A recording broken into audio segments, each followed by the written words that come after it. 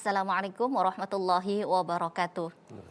Alhamdulillah wassalatu wassalamu ala Rasulillah Muhammad ibni Abdillah la haula wala quwata illa billah. Pemirsa TVRI Jawa Timur, alhamdulillah senang sekali saya malah bisa kembali berjumpa dengan Anda di program kebanggaan kita Gema Ramadan di TVRI Jawa Timur. Acara ini pemirsa terselenggara atas kerjasama TVRI Jawa Timur bersama Kantor Wilayah Kementerian Agama Provinsi Jawa Timur. Nah, untuk hari ini tema kita sangat menarik sekali, puasa dan kesehatan spiritual. Seperti apa penjelasannya? Simak Gema Ramadan sesaat lagi.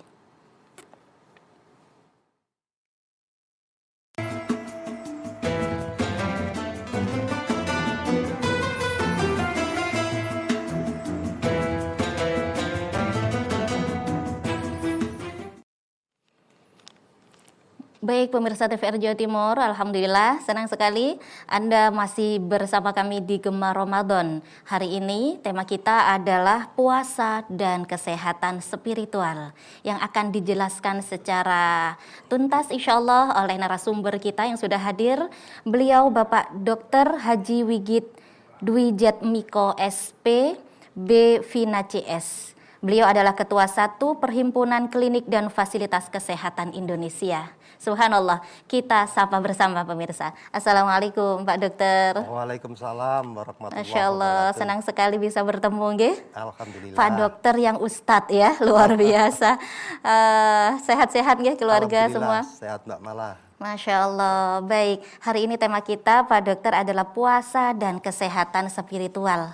Nggih, mungkin bisa kita awali pengertian kesehatan spiritual itu bagaimana, seperti apa Pak Dokter, monggo. Ya, Assalamualaikum warahmatullahi wabarakatuh. Waalaikumsalam warahmatullahi Para wabarakatuh. pemirsa TVRI Jawa Timur yang dimuliakan Allah.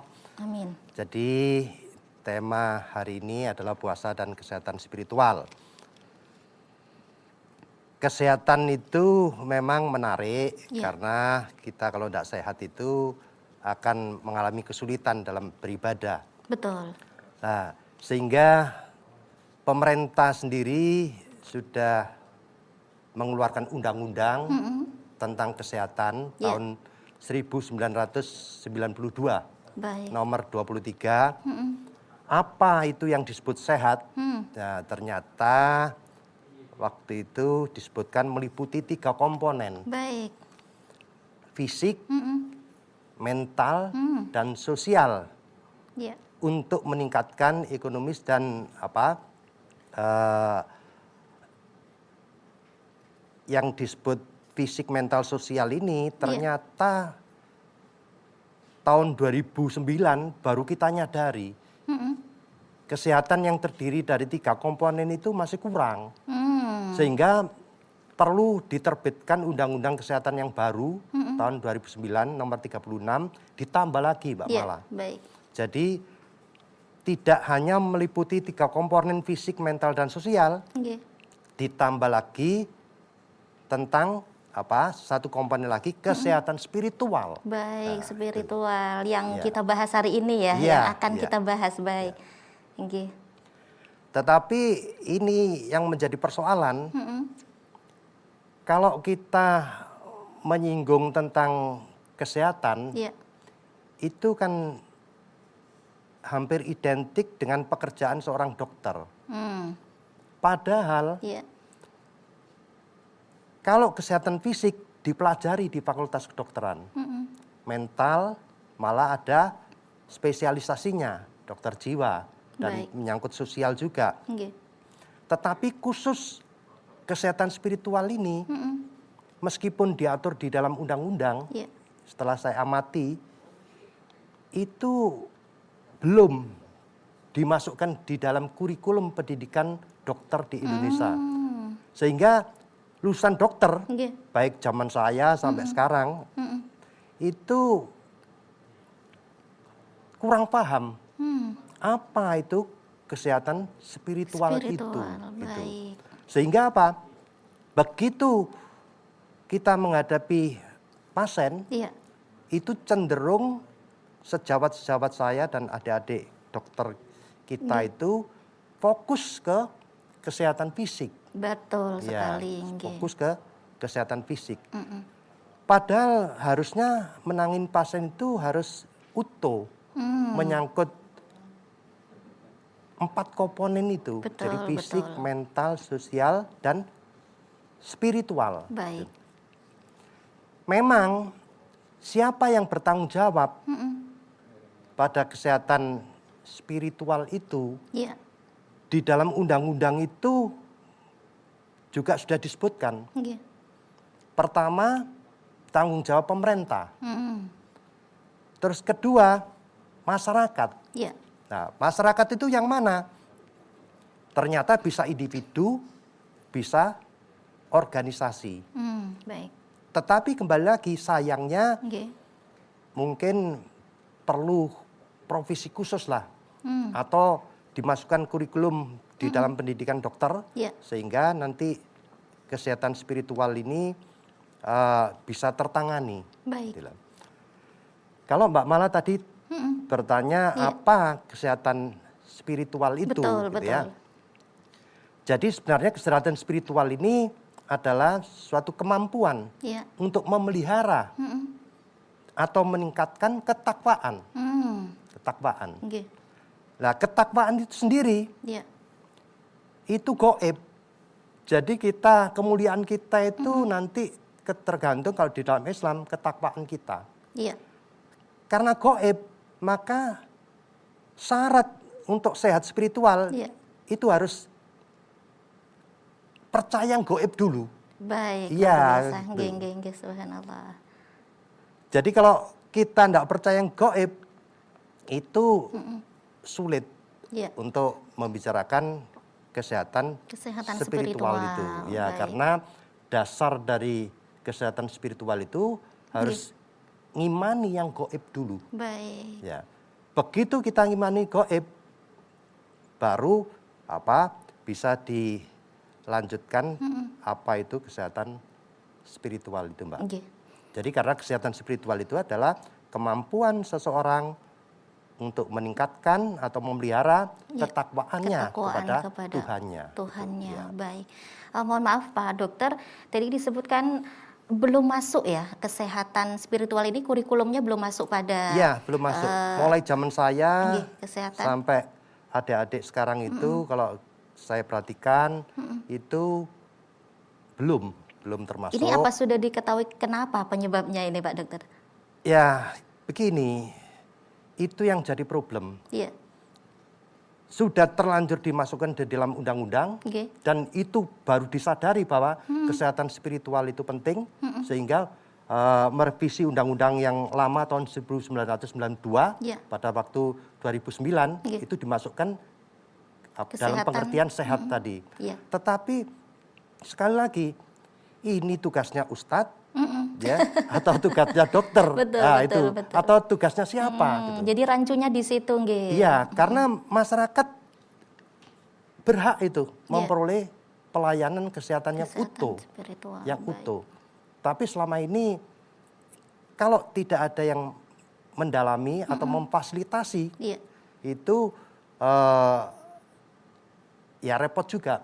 Iya. Apalagi dalam musim pandemi sekarang ini sebenarnya Betul. kalau kita perhatikan itu kita banyak fokus ke kesehatan fisik Kesehatan menghadapi fisik. COVID itu. Iya. Nah, sedang mental, sosial mungkin sudah tercover oleh pemerintah, ya.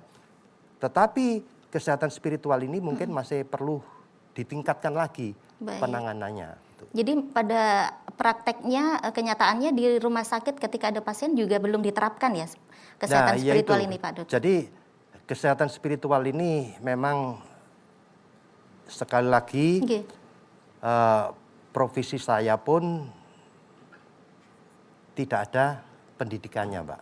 Tidak ada pendidikan. Baik. Tetapi Nggih. kalau kita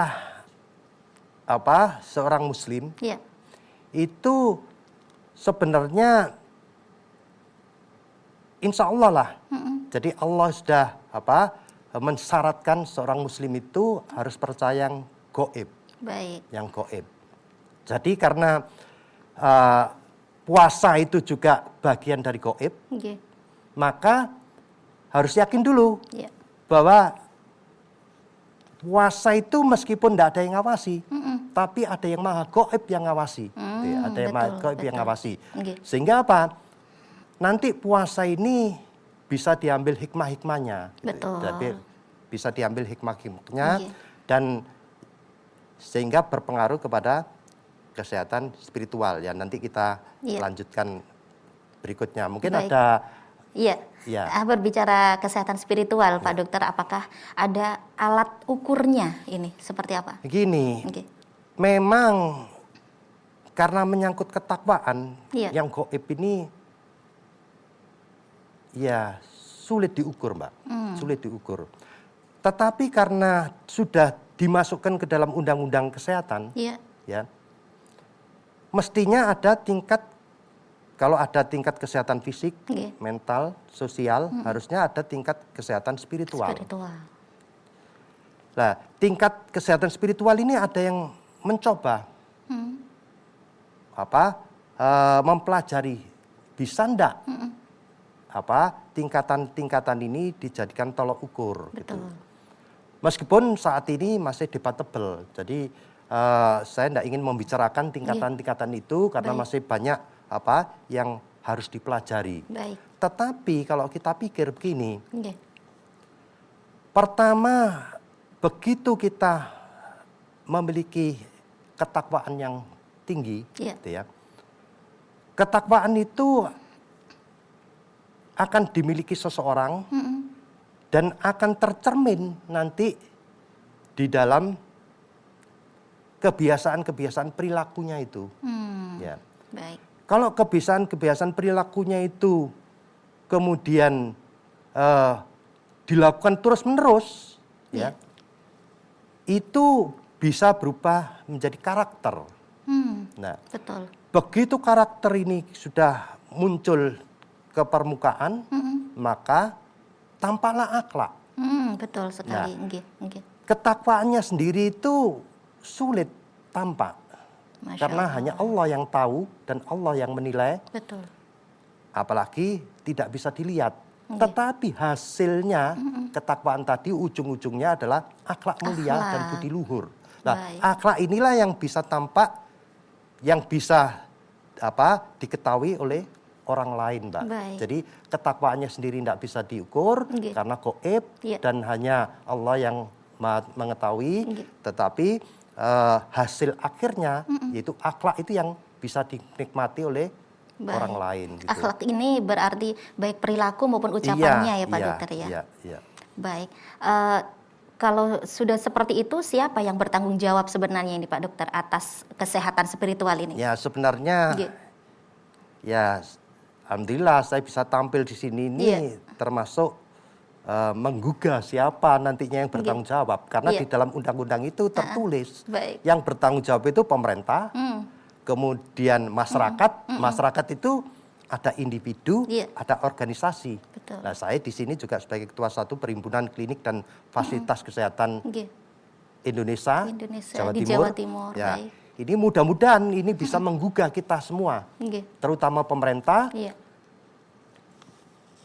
Paling tidak memfasilitasi pendidikan dokter itu nanti dimasukkan kurikulum tentang kesehatan spiritual. Ya, karena sudah sejak 2009 ya Pak 2009, Dokter. Mbak. Ini sudah berapa tahun berarti? Iya, Masya Allah. Bertahun-tahun. Semoga saya sendiri juga begitu. Begitu saya mempelajari kesehatan spiritual yang tidak ada di kurikulum, itu membuat saya juga berubah, Mbak. Berubahnya begini, saya kan sebagai seorang ahli bedah, saya menempatkan diri bukan sebagai penyembuh. Yang dulu saya bangga kalau hasil operasi saya itu bagus, gitu ya. Jadi saya bangga, aduh, hasilnya bagus, teknologi saya yang saya pakai bagus.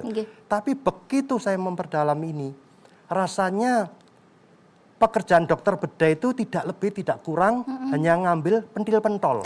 Nah, jadi kalau besar benjol gitu ya. Selebihnya? Nah, iya selebihnya itu kesehatan kesembuhan itu ternyata milik Allah. Dari Allah, betul sekali. Baik, nanti kita akan lanjutkan perbincangan kita Pak Dokter sesaat lagi ya setelah jeda. Pemirsa jangan kemana-mana, Gemar Ramadan akan segera kembali setelah jeda pariwara berikut.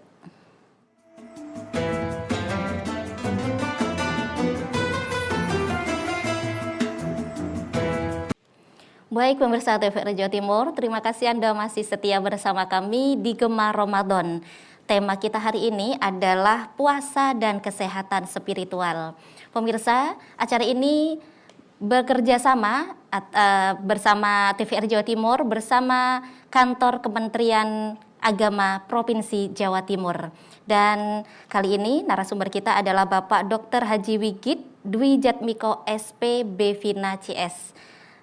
Pak Dokter, kita lanjutkan tadi ya. Yeah. Baik, berbicara kesehatan spiritual di sini, apa ada pengaruh antara puasa ini dengan kesehatan spiritual? Seperti apa Pak Dokter? Ya. Okay. Jadi begini Mbak, puasa sendiri itu sebenarnya kalau di dalam Islam itu wadah yang spesial untuk meningkatkan kesehatan spiritual umat Muslim. Baik. Ya, dan ini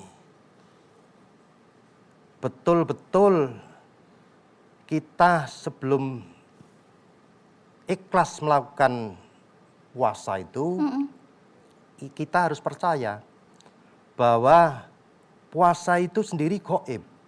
Jadi kalau tidak ada kepercayaan tentang gaib, sulit melakukan dengan ikhlas puasa itu. Iya. Karena saking gaibnya gitu ya. Okay. Jadi maka antar manusia sendiri tidak mengetahui seseorang itu berpuasa atau tidak. Baik. Ya. Luar biasa. Yang menilai Allah nanti. Betul, nah, betul sekali. Tetapi dampaknya begini, karena kita juga punya sifat hewani, ini hewan-hewan itu kalau kita lihat cara melatihnya, rata-rata itu biar manut sama tuannya, itu dibuat lapar dulu. Baik, seperti itu ya Pak Dokter. Iya, dibuat lapar dulu. Dan kalau sudah manut, dikasih hadiah dia, makanan itu. Baik Pak Dokter, nanti akan kita lanjutkan kembali. Ada telepon yang sudah masuk. Assalamualaikum. Waalaikumsalam. Baik, dengan Bapak siapa di mana Pak? Dari Zainal di Rungkut, Pak. Pak Daya di Rungkut. Pak Zainal di Rungkut. Oh, Zainal. Pak Zainal. Baik, monggo pertanyaannya Pak Zainal. Iya, mau tanya untuk Pak Dokter. Bagaimana Pak tanggapan Pak Dokter tentang ini sholat Pak, tentang spiritual. Kan sholat itu sekarang ada perdebatan Pak, ada dua yang ada yang renggang-renggang, ada yang berimpitan atau mepet-mepet. Itu gimana menurut Pak Dokter? Terima kasih. Assalamualaikum. Waalaikumsalam warahmatullahi wabarakatuh. Baik, sudah bisa tangkap pertanyaannya Pak Dokter? Tadi. Iya. Ya, begini. Kurang jelas nggih? Ya. Saya kalau tidak salah dengar tadi bagaimana dengan kondisi Ramadan saat ini waktu ngerjakan sholat itu kan ada renggang sama rapet. Ditinjau dari kesehatan spiritual gitu kalau menurut Bapak tadi. Yang difahami nggih, baik. Seperti apa itu Pak Dokter? Ya enggak apa-apa, sudah saya jawab aja. Ini tapi ada kaitannya dengan kesehatan spiritual. Baik. Begini. Memang kalau kita perhatikan sejak awal pandemi, ini ada dua pendapat tentang sholat. Sholat berjamaah. Betul. Ya. Dan ini sangat mengganggu kesehatan spiritual masyarakat. Tetapi sebenarnya enggak perlu terganggu beneran gitu ya. Karena kalau kita mengikuti apa yang ada di Al-Quran, itu ya insya Allah lah kesehatan spiritual kita itu terpelihara. Contoh, ada yang berpendapat sholat itu sebaiknya renggang masa pandemi, tapi kalau kita perhatikan juga ada yang rapet. Gitu. Bagaimana itu pendapat itu? Baik. Nah, kalau kita ingat surat As-Sajdah. Surat As-Sajdah. Jadi ayat ke-6, A'udzubillahi minasyaitonirrajim. Dzalika alimul ghaibi wasyahadatil azizur rahim. Yang demikian itulah Tuhan yang mengetahui gaib dan nyata, Dia Maha Perkasa lagi Maha Penyayang. Jadi kita di dogma ada gaib ada nyata. yang demikian itulah Tuhan yang mengetahui yang gaib dan nyata, Dia Maha Perkasa lagi Maha Penyayang. Jadi kita di dogma ada gaib, ada yang nyata. Khusus sholat itu kalau menurut saya Mbak, menurut saya itu gaib. Gaib. Mohon maaf, maksudnya sholat seluruh itu yang gaib baik. itu tidak bisa dinalar dengan otak kiri, pakai otak kanan, Dan tidak bisa dibantah karena kita diajarkan seluruh yang gaib di dalam Al-Qur'an itu diinformasikan, diajarkan, termasuk sholat. Saking pentingnya sholat, kalau menurut Pak Zainal tadi, ya itu Rasulullah dipanggil langsung ke Sidratul Muntaha tanpa lewat perantara malaikat. Saking pentingnya. Di sana diajarkan dan diperintahkan sholat, gitu ya. Nah, tata cara sholat ini dimulai dari yang gaib karena menghadap yang maha gaib. Contoh ini ya, yang tidak bisa dinalar, yang gaib. Berwudu. Wudu itu mencapai kesucian. Apa bersih wudu itu? Lain dengan pengertian bersih dan suci. Bersih dan suci, baik. Kalau ingin suci, ya lakukan gerakan-gerakan itu. Jadi kalau tidak ada air malah bisa tayamum. Bisa tayamum. Nah, begitu menghadap Allah, ada yang berpendapat ya ikuti protokol Allah, perintah Allah. Gitu. Ya. Begitu menghadap Allah, mengikuti protokol Allah, ada yang mengikuti protokol kesehatan, jaga jarak. Tapi ada yang ini menghadap Allah, protokol Allah ya, sholat berjamaah rapat. Nah, bagaimana dua pendapat itu? Ini hebatnya Islam, Mbak. Islam itu sangat mengajarkan demokratis ternyata Islam itu. Dan ngasih solusi yang berbeda pendapat. Contoh, kalau kita lihat surat As-Sajdah ayat 25, A'udzubillahi minasyaitonir rajim. Inna rabbaka huwa yafsilu bainahum yaumal qiyamati fima kanu fihi yaktalifun. Katanya Allah, silakan kamu berbeda pendapat. Silakan kamu berselisih pendapat, silakan. Tetapi ingat, saya jurinya nanti. Betul sekali. Ya, saya jurinya nanti. Baik Pak Dokter, sudah ada telepon yang sudah masuk. Kita sapa terlebih dahulu. Assalamualaikum. Assalamualaikum. Waalaikumsalam warahmatullahi wabarakatuh. Dengan Ibu siapa di mana? Dengan Ibu Diana di Trapedo Asri. Baik Ibu Diana, alhamdulillah bergabung kembali ya. Iya. Monggo pertanyaannya Bu Diana. Ya, Assalamualaikum Ibu Mala. Assalamualaikum Pak Dokter. Waalaikumsalam warahmatullahi wabarakatuh. Pertanyaan saya, apakah kesehatan spiritual menjamin kesehatan badannya seseorang? Baik. Cukup? Belum, masih ada satu lagi. Oh, masih ada satu lagi, baik. Bagi orang yang menderita kadar gula darah tinggi atau diabetes, apakah memang benar puasa bisa menjadi terapi bagi sakitnya?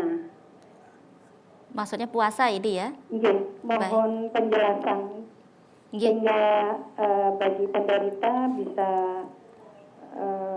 merasa puas. Baik, terima kasih. Sama-sama Bu Diana di Trapedo Asri. Jadi ada dua pertanyaan nih Pak Dokter ya, dan luar biasa. Pertanyaannya yang pertama, apakah kesehatan spiritual ini berpengaruh dengan kesehatan fisik? Jadi sangat berpengaruh Bu, sangat berpengaruh. Contoh, ini contoh konkret aja. Pekerjaan saya tiap hari itu operasi Bu, jadi operasi. Ya karena memang dokter bedah. Ya. Saya punya keyakinan ya bahwa pelindung satu-satunya itu Allah. Subhanallah. Jadi kalau kita lihat surat Al-Mujamil, A'udzubillahi minasyaitonir rajim, Rabbul masyriqi wal maghribi la ilaha illa huwa fattakhidhu wakila. Katanya Allah lah, akulah Tuhan timur barat gitu ya. Baik. Dan kamu jangan carilah perlindungan kecuali aku, kecuali Allah berlindung. Nah, saya pekerjaan dokter bedah. Fisik saya terancam dengan masa Covid ini. masa Covid ini. Nggih. Saya tidak mau menghentikan pekerjaan saya. Karena apa? Pekerjaan saya itu membantu orang agar sehat dan memudahkan beribadah. Betul. Dan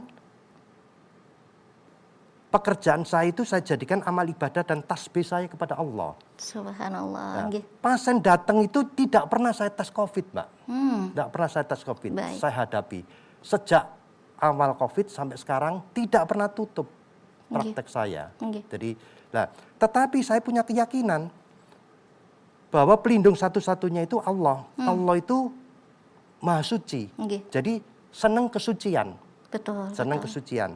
Sehingga saya tidak pernah lepas dari kesucian itu, selalu berwudu. Subhanallah. Harapan saya apa? Saya dicintai Allah karena corona itu makhluk Allah. Betul. Nah, karena makhluk Allah yang menyerang fisik, gitu ya. Dia hidup. Allah tidak zalim. Ngasih rezeki, ngasih makan kepada makhluknya yang dia ciptakan. Betul, Nah, betul. cuma siapa yang akan dimakan corona itu? Itu dia. Saya, ya Allah, jangan Nggih, saya nggih. gitu. Iya, Saya bantu Jadi saya tidak sembunyi waktu corona, tapi tetap Iya. saya pelayani masyarakat. Artinya apa? Kepercayaan saya, keteguhan jiwa saya bahwa ada hal gaib ya, yang saya gantungkan kepada Allah yang Maha Gaib, ternyata itu berdampak pada kesehatan fisik. Contoh lagi begini, Mbak. Pasien saya itu sering sakit kanker gitu ya. Kanker payudara, kanker gitu ya. Kemudian pertanyaan pasien itu simpel sebenarnya. Dok, penyebabnya apa? Gitu. Penyebabnya apa? Saya dulu waktu jadi dokter bedah masih muda, ya katakanlah masih mekitik lah gitu. Saya terangkan teori-teori. Sekarang juga masih muda kok. Iya, masih teori macam-macam. Ada satu pertanyaan yang membuat saya menyadari. Iya, baik. Begitu ada seorang wanita kena kanker payudara sebelah kanan, dia tanya kepada saya, Dok, kenapa kanker saya sebelah kanan atas? Saya terangkan teorinya, buku-buku saya itu saya terangkan. Dia tanya lagi, kok enggak yang bawah ya Dok? Saya terangkan lagi. Allah, tapi ada satu pertanyaan lagi yang membuat saya terperangah, Mbak. Dok, kenapa ya? Kok enggak payudara saya yang kiri? Kok enggak payudara tetangga saya? Makanya sama Dok dengan tetangga saya. Langsung saya, ya Allah. Cek mekiti saya waktu itu. Allah. Ternyata baru saya menyadari bahwa tidak ada sesuatu yang kebetulan. Betul. Bahwa Allah yang mengatur. Begitu pasien ini kita ajarkan bahwa tidak ada sesuatu yang kebetulan, seluruhnya Allah yang ngatur. Ternyata apa yang kita harapkan, kita harus punya perasaan ikhlas. Baik. Ikhlas, begitu ikhlas, ternyata rentetannya panjang, Mbak. Orang ikhlas itu diberi kekebalan tubuh yang luar biasa Allah. Jadi kalau kankernya itu dioperasi dan keikhlasan itu ternyata imunitasnya meningkat orang itu. Jadi sangat-sangat berpengaruh ya Pak Dokter pengaruh. ya. Kesehatan Antara spiritual. Kesehatan spiritual dengan kesehatan dan orang-orang fisik. yang nun sewu, saya sudah hafal, perawat saya juga hafal. Jadi kalau ada pasien habis operasi kanker katakanlah yang sering, orangnya tidak sabaran. Itu kita, waduh, ini mesti nanti bermasalah. Iya. Jadi itu yang kita niteni itu. Allah, jadi makanya kayaknya ya kesabaran itu juga muncul kalau kesehatan spiritual kita itu baik. Timbul keikhlasan sehingga semuanya itu dijalani dengan sabar. Baik. Pertanyaan yang kedua Pak Dokter masih dengan Ibu Diana tadi ya, penderita diabetes ini apakah dengan puasa ini berpengaruh atau bagaimana? Monggo. Ya gini, di dalam Islam itu begini, seluruh pilihan itu perlu ilmu, perlu ilmu. Kita milih surga, neraka. Perlu ilmu, termasuk kencing manis itu, diabetes itu juga penanganannya perlu ilmu, Mbak. Baik. Dan yang luar biasanya lagi, meskipun ilmunya sama, itu tiap orang itu punya karakteristik tersendiri terhadap respon pengobatannya dan terhadap gulanya, karena kondisi gula seorang itu tidak sama. Tidak sama, Nah, baik. maka dari itu selain perlu ilmunya tadi, tunjanglah bahwa punya keyakinan ya bahwa ini kencing manisnya ini tidak kebetulan ya. Allah telah memilih saya menderita kencing manis. Artinya menerima Iya, itu ya menerima. dengan Itu ikhlas. Itu dulu. Kemudian yang kedua, ya berdoa. Iya. Berdoa. Begitu berdoa, karena apa? Doa itu termasuk gaib. Karena doa itu tidak perlu masuk akal. Iya. Jadi berdoa apa aja minta kesembuhan. Baru kemudian kalau bisa puasa ini dengan bimbingan ahlinya untuk para penderita diabetes. Jadi insya Allah tidak hanya memperoleh kesehatan yang optimal nanti, tapi juga cara memilih. Karena dia harus minum obat orang diabetes ini. Atau kadang kan pakai suntik insulin itu ya dok ya. Iya. Tapi kalau ketika berpuasa bagaimana Pak Dokter? Ya enggak masalah. Baik. Cuma harus diawasi oleh ahlinya. Karena untuk memilih berapa dosisnya. Baik. Cocok enggak dengan diri saya. Iya. Itu harus perlu ilmu. Karena memang ilmu itu untuk bisa memilih. Baik. Nah, kalau enggak bisa milih, ini ada Mbak, ini saya lanjutkan dengan Pak Jainal tadi juga dengan ini ada hubungannya. Kalau kita lihat surat An-Nisa, An-Nisa ayat 59. A'udzubillahi minasyaitonirrajim. Ya ayyuhalladzina amanu wa atiullaha wa atiur rasulah wa ulil amri minkum. Fa in tanazaktum fi shay'in farudduhu ilallahi warsuli in kuntum tu'minuna billahi wal yaumil akhir. Dzalika khairu wa ahsanu ta'wila. Artinya gini. Hei orang-orang beriman, ikutilah Allah, taatilah Allah, Rasul, ulil amri atau pemimpin. Pemimpin itu bisa ahlinya, bisa pemerintah, bisa imam ya, yang seiman. Kalau kamu berbeda pendapat, maka kembalilah kepada Al-Quran dan As-Sunnah. Artinya begini, apapun ya, kita ngikuti Allah, Rasul, kemudian ulil amri, pemimpin atau ahlinya. Kalau kita berbeda pendapat, itu suruh belajar. Artinya menambah ilmu. Ya kembali kepada Al-Quran dan Sunnah itu suruh mempelajari itu. Tapi kalau kamu tidak berilmu, kamu artinya tidak berbeda pendapat, wes manut ae. Manut ae. Nah, sama dengan sholat tadi, sholat renggang atau rapat. Kalau kamu berbeda pendapat, Al-Quran itu ngasih solusi. Betul. Ya. Suruh belajar Al-Quran dan As-Sunnah. Tapi kalau kamu enggak punya ilmunya, wes manut ae. Gitu. Karena apa? Nanti yang kamu ikuti itu bertanggung jawab di akhirat kelak. Akan diadili oleh Allah. Jadi enak dalam Islam itu demokratis, termasuk yang penderita diabetes tadi, udahlah. Karena dia tidak berilmu tentang diabetes, ya. Cukup usahakan keikhlasan, kesabaran, karena ini tidak ada selesainya ini diabetes ini. Jadi harus ujian kesabaran. Dan ikuti ahlinya gitu. Kalau belajar sendiri kan kelamaan gitu. Iya. Artinya tetap berpuasa dengan pantauan dokter dan konsultasi terus ya Pak Dokter ya. Baik, pemirsa, saya mengajak kembali Anda, bagi Anda yang ingin bergabung bersama kami atau bertanya langsung bersama Bapak Dr. Haji Wigit Dwi Jatmiko ya, bisa melalui telepon interaktif di 03156782216. Dan pemirsa jangan kemana-mana, Gemar Ramadan akan segera kembali sesaat lagi.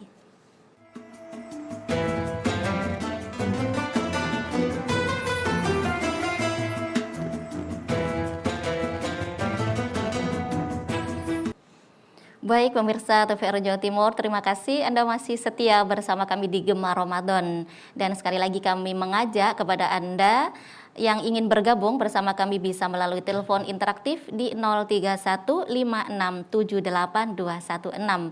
Untuk tema kita hari ini adalah kesehatan puasa dan kesehatan spiritual. Baik Pak Dokter, ini dalam momen puasa, iya. Ini kan banyak kita ketahui masyarakat itu ketika sudah sore hari seperti ini pinginnya makan yang berlebihan dalam Islam mungkin disebut israf. Dan ketika berbuka puasa toh ternyata juga yang dimakan tidak semuanya atau bahkan ada yang memang benar-benar semuanya dimakan ini. Sebenarnya bagaimana kalau dalam Islam tidak diperbolehkan berlebihan, menurut kesehatan sendiri seperti apa Pak Dok? Ya. Jadi sebenarnya sumber penyakit ya dari makanan juga, Mbak. Baik. Ya, jadi begini. Okay. Sebenarnya ajaran Islam itu kita makan itu kalau lapar, gitu. Dan berhenti sebelum kenyang. Baik. Itu sebelum kenyang. Tapi kenyataannya kita kenyataannya sebelum kan makan, ada, sebelum lapar kita makan. pola barat itu ada breakfast, dinner, kemudian macam-macam lah. Iya, betul. Nah, tapi dalam ajaran Islam itu sebenarnya begitu. Nah, saya sendiri ini pribadi nih, saya sendiri. Sekarang sudah usia saya 60 lebih gitu ya. Waktu usia saya mendekati 50, itu saya didiagnosa sebagai punya sakit jantung gitu. Iya. Sakit jantung. Jadi harus minum obat tiap hari. Masya Allah. Diawasi oleh dokter jantung. Baik. Lah saya itu berdoa, ya Allah, ini sampai kapan ini? Kok disuruh tiap hari, tidak ada berakhirnya. Baik Pak Dokter, nanti akan kita lanjutkan, nggih. Ada pemirsa yang sudah masuk telepon. Assalamualaikum. Waalaikumsalam. Iya, dengan Bapak siapa Pak? Iya, dengan Pak Bekti Mojokerto, Mbak. Pak Bekti di Mojokerto, monggo pertanyaannya Pak Bekti. Terima kasih kesempatan ke saya, Pak Dokter. Memang apa yang disampaikan tadi sangat bermanfaat bagi kita. Tapi perlu yang saya tanyakan begini Pak Dokter. Bahwasanya puasa ini merupakan istilahnya ibadah siri. Kemudian spiritual itu juga sama. Pendekatan diri kepada Allah yang siri juga. Kalau kita lihat bahwasanya saat ini bangsa kita adalah kena musibah yaitu tentang pandemi COVID-19. Pertanyaan saya, apakah ini pertanyaan saya, pemerintah sudah berupaya untuk mendekatkan diri secara spiritual dengan melalui ibadah puasa ataupun dengan ibadah yang lain tentang bangsa kita ini untuk minta maaf kepada Tuhan Yang Maha Kuasa, sehingga kalau memang COVID-19 ini adalah musibah atau hanya wabah, maka supaya Allah segera untuk menolongnya. Harapan kami yang kedua adalah agar supaya ibadah-ibadah di masjid secara berjamaah ini menurut saya adalah merupakan yang tepat di dalam penanggulangan COVID dengan minta ampun dan berdoa bersama-sama. Harapannya yang kedua adalah bagaimana menurut pendapat Pak Dokter tentang kaitannya secara kedokteran dengan musibah COVID-19 ini untuk bagi kehidupan masyarakat Indonesia. Terima kasih. Assalamualaikum. Waalaikumsalam warahmatullahi wabarakatuh. Terima kasih Pak Bekti di Mojokerto. Monggo bisa langsung dijawab Pak Dokter. Tadi memang saat-saat pandemi ini bantuan pemerintah untuk meningkatkan memelihara kesehatan spiritual itu penting, Mbak. Iya. Sebenarnya tidak hanya dalam musim COVID saja.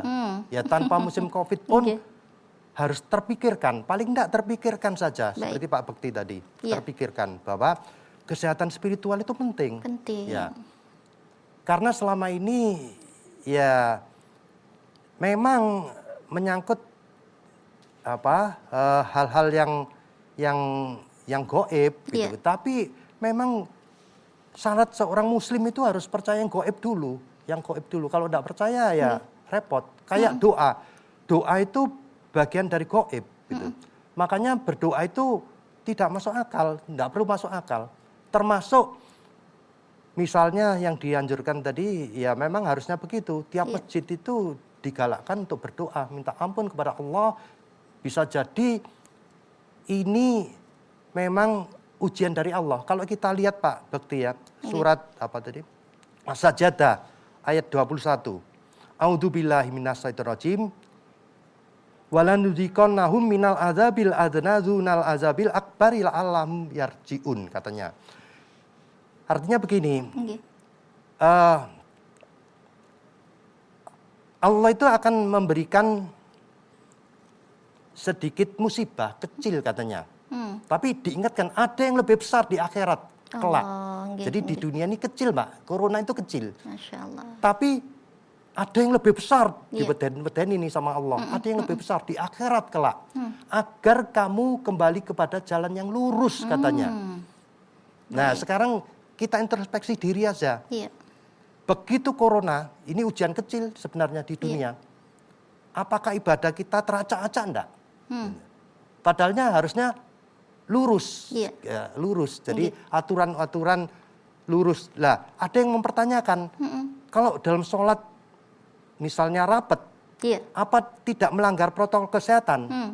Nah, begini. Protokol kesehatan itu jelek atau bagus? Sangat bagus. Karena itu adalah upaya menghindar dari COVID. Baik. Seluruh upaya menghindar dari keburukan itu nilai ibadah yang tinggi. Ya. Baik. Tapi ingat, protokol kesehatan itu adalah buatan manusia. Baik.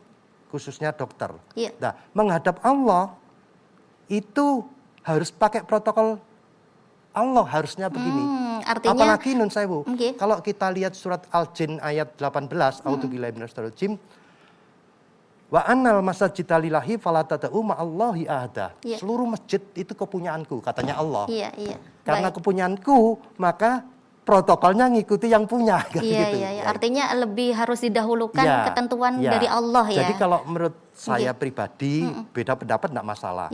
Sholat itu sebelum sholat renggang, saat sholat rapat, selesai renggang. Baik. Berdoa bersama-sama, mudah-mudahan terhindar dari wabah COVID ini. Baik, sudah ada penelpon yang masuk kembali Pak Dokter, kita sapa. Assalamualaikum. Waalaikumsalam. Dengan Bapak siapa di mana? Bapak Suwono. Ya, Pak Iswono di mana? Dari Bapak Suwono.